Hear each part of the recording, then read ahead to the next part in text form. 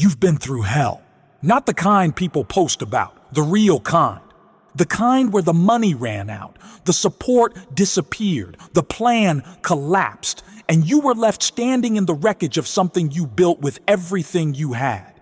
And right now, you are wondering if any of it was worth it. Don't move. Don't close this. Because what I'm about to tell you is the difference between the life you're living and the life you were built for.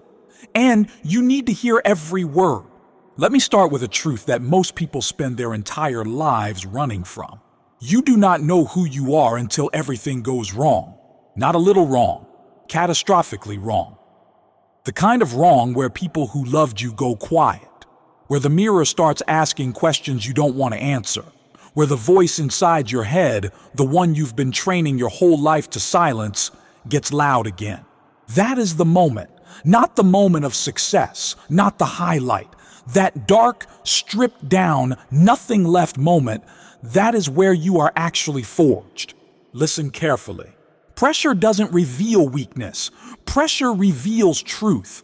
And the truth about you, the actual truth, underneath all the noise, underneath all the fear, underneath all the history, is that you are more durable, more capable, more relentless than anything life has thrown at you so far. I know that doesn't feel true right now. Stay with me. Here is what I know about the human spirit. A dog can only ever be a dog. A tree can only ever be a tree. But you are something different. You are the only thing on this planet that can look at its own limitations and decide to exceed them. You are the only organism in the history of existence that can choose, consciously, deliberately, to become something it has never been before. That is not a small thing. That is everything. And yet most people walk around treating that power like it's a rumor, like it only applies to other people, like the story of transformation is for someone else's life. This is where most people lose, not in the fight, before the fight, in the mental courtroom where they sentence themselves before the verdict is even read. Don't skip this part, because if you are going to understand what I'm about to say, you have to first accept this. Your past is a record of your development, not a ceiling on your potential. Everything you've done wrong, every time you've fallen short, every failure you've cataloged against yourself, that is not the story. That is the training. The story starts now. I want to talk to you about something specific. Not motivation. Motivation is an emotion, and emotions are weather. They come and go. What I want to talk about is something harder and more permanent than that. I want to talk about commitment. Real commitment. The kind that doesn't need a feeling to survive. The kind that says, I made a decision about who I am, and that decision does not expire because today was difficult. That decision does not get renegotiated because someone I respect stopped believing in me. That decision does not get put on hold because the numbers look wrong. Commitment is what you do when motivation is gone, when the crowd is gone, when the evidence is gone. And here is the test. Right now, in this season of your life, when you're tired, when you're uncertain, when the gap between where you are and where you need to be looks like a canyon, are you committed or were you just motivated? Because motivation gets you started. Commitment gets you there. Let me tell you what nobody says about the hard times. They're not interruptions. They are the curriculum. Every person you have ever admired, every person whose story you have held up as proof that it's possible, they did not succeed in spite of their worst moments. They succeeded because of them. Because those moments demanded a version of themselves that had never existed before. And instead of retreating from that demand, they answered it. The struggle wasn't the obstacle. The struggle was the teacher. And right now, life is teaching you something. Something you cannot learn from a book, cannot learn from a seminar, cannot learn from watching someone else go through it. You can only learn this thing by being inside it, by surviving it, by refusing to let it be the last chapter. This will change how you see yourself. Because the version of you on the other side of this, the one who didn't quit, that person carries something no one can give you and no one can take away. A knowledge of their own capacity, a certainty about what they're made of, a quiet, unshakable confidence that comes not from being told you're strong, but from proving it to yourself in the dark when nobody was watching. I want to speak directly to someone right now. You've been at this for years. You've invested things that can't be returned: time, money, relationships, sleep, pieces of yourself that you gave to this thing because you believed in it. And right now, the scoreboard doesn't reflect that investment. Right now, it looks like you were wrong. You weren't wrong. You're in the middle. And the middle is supposed to look like this. The middle is where most people stop, which is exactly why the other side is so uncrowded. There is a wall in every worthwhile pursuit. And when you hit it, when everything in your body and your mind and your circumstances is telling you to stop, that wall is not the end of the road. That wall is the final exam. And it is specifically, precisely designed to filter out everyone who doesn't want it badly enough. You've earned the right to be at this wall. You did not come this far to stop here. The breakthrough doesn't come before the wall, it comes through it. And every time you have found a way to keep going, every time the math said stop and you went anyway, you were not just surviving. You were building something inside yourself that compounds, that accumulates, that becomes the most valuable thing you will ever own. Your perseverance is your equity. And you have been depositing into that account every single day you refuse to quit. If this is reaching something in you right now, if there is a part of you that is waking back up, subscribe.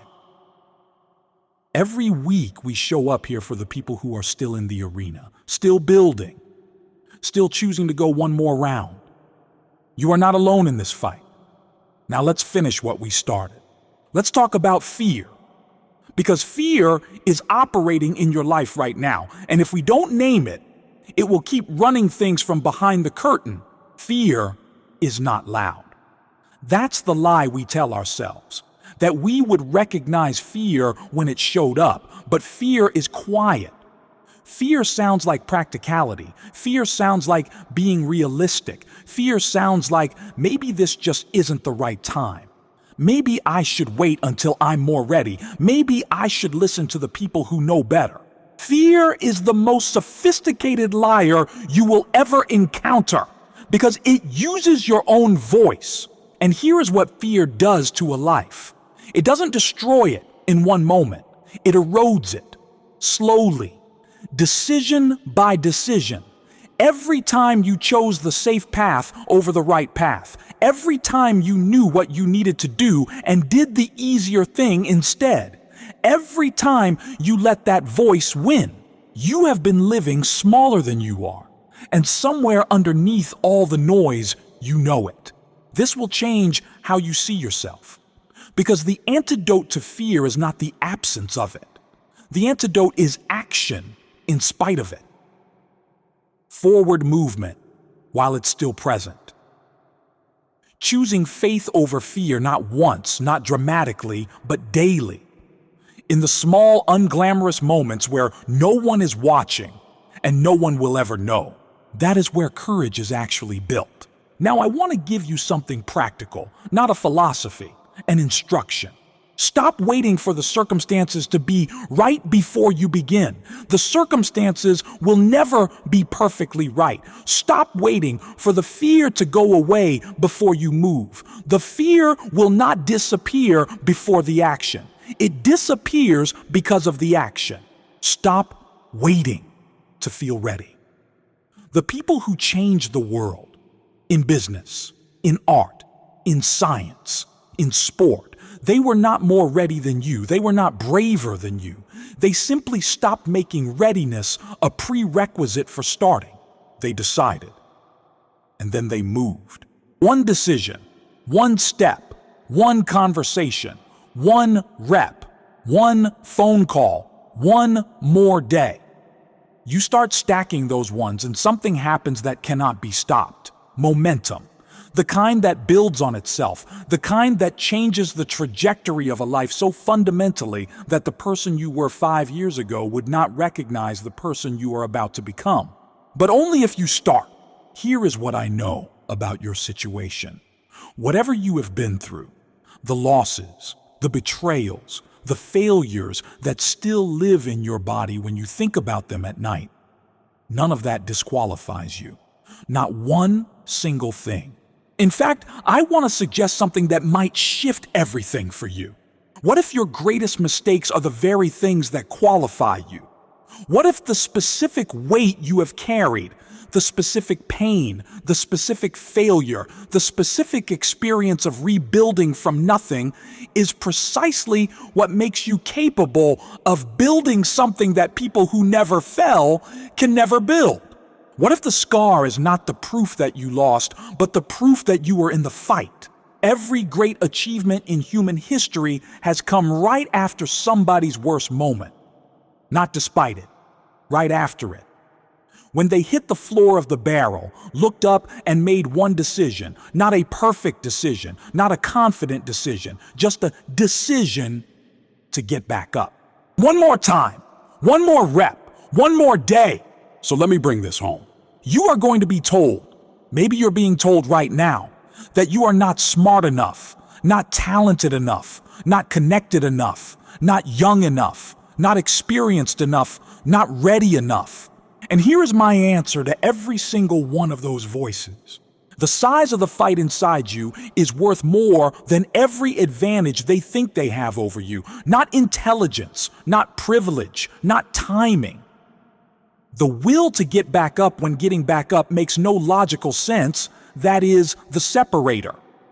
That is the thing that cannot be inherited, cannot be bought, cannot be faked. And you have it. You have demonstrated it every single time you are still here after something that was designed to end you. You are not at the beginning of your story. You are at the turning point. And the only question that matters right now is this. Are you going to let this be the moment you fold? Or are you going to let this be the moment everything changes? Here is where we land. Life is 10% what happens to you. 90% is what you decide to do about it. Your track record for surviving hard days is 100%. Every storm you thought would end you didn't. Every season that felt permanent passed. Every version of yourself that you thought was the final word turned out to be just the draft. You are not the worst thing that happened to you. You are what chose to stand back up. So here is your instruction. Not tomorrow. Not when the conditions improve. Not when someone gives you permission or the fear disappears or the odds get better. Now, get up. Get focused. Get back in the fight. Give this thing everything you have left and then find more.